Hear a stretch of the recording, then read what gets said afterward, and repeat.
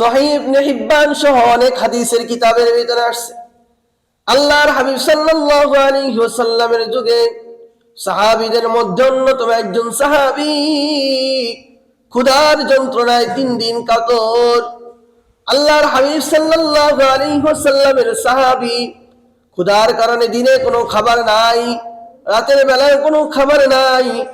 আল্লাহর হাবিব সাল্লাল্লাহু আলাইহি ওয়াসাল্লামের সাহাবী দিনের বেলা না খেয়ে রোজা রাখেন, সন্ধ্যা বেলা 1 কাপ পানি দিয়ে 1 গ্লাস পানি দিয়ে আল্লাহর হাবিবের সাহাবী ইফতারি করেন।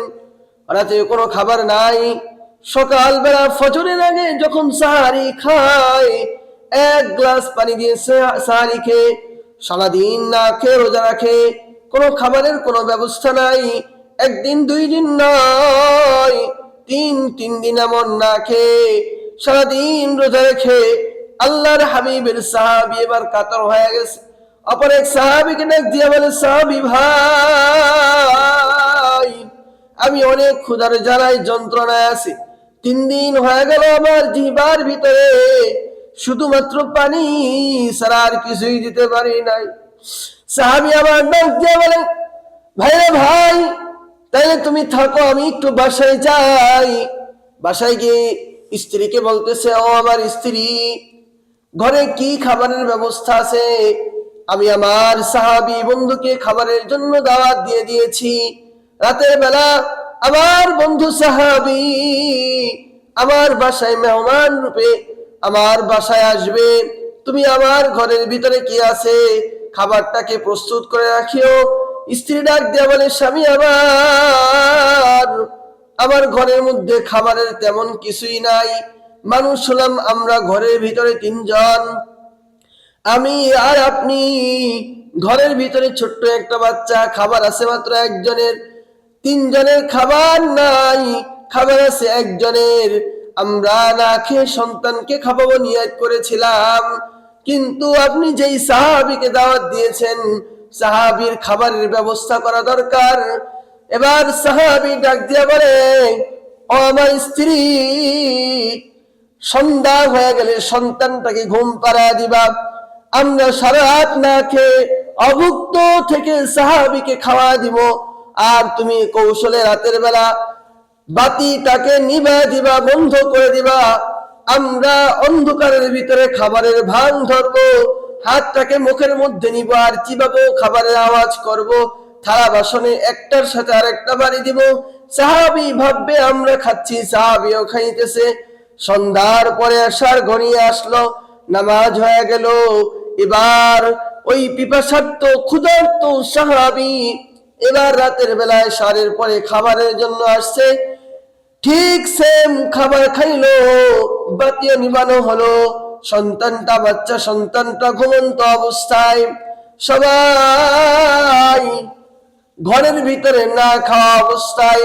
সাহাবী আসলো, মেহমান সাহাবী মন ভরে পেট পুরে খাবার খেয়ে এবার নিজের বাড়িতে বিশ্রাম করার জন্য চলে গেল।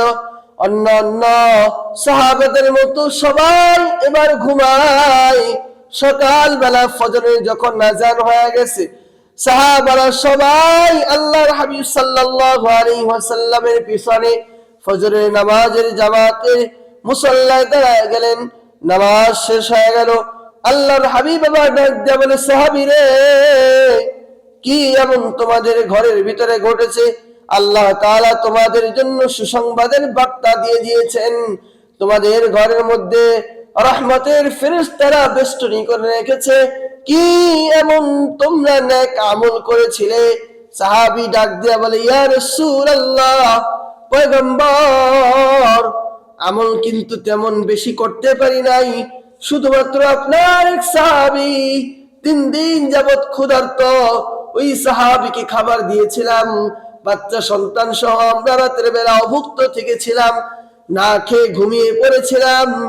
আল্লাহর হাবিব সাল্লাল্লাহু আলাইহি ওয়াসাল্লাম বলে, তোমরা তো জানো না আল্লাহ তাআলা তোমাদের উপর রহমতের বাড়ি বর্ষণ করেছেন, আর আল্লাহ তাআলা কোরআনের আয়াত নাযিল করে দিয়েছেন, ওয়া ইউসিরুনা আলা আনফুসিহিম ওয়ালাউ কানা বিহিম খাসাসা।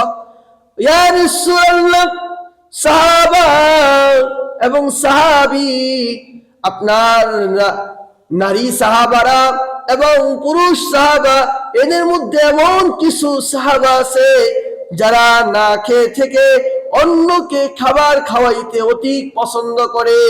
আর আমাদের সমাজ এমন হয়ে গেছে, নিজেরা তো অন্যকে খাবার খাওয়ায় না, অন্যের জন্য তো দান করি না, আরো পাইলে গরিবের হকটাকে নিজের পকেটের মধ্যে ঢুকায়। চেয়ারম্যান সাহেব, এমপি সাহেব, মেম্বার সাহেব, ডিজিএফআই সহ সবাই নিজের পকেটের মধ্যে কার্ডগুলাকে ঢুকায়।